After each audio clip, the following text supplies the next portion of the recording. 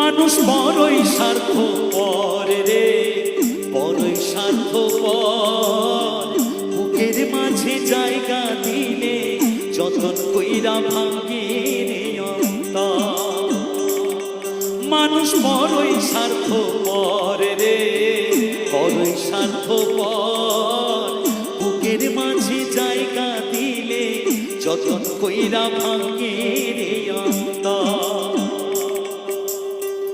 অচেনা এক জংলার পাখি যতন কইরা বুকে রাখি, বুকের পাজর ভাঙ্গা সেজে সাজায় অন্যের ঘরে রে, সাজায় অন্যের ঘর।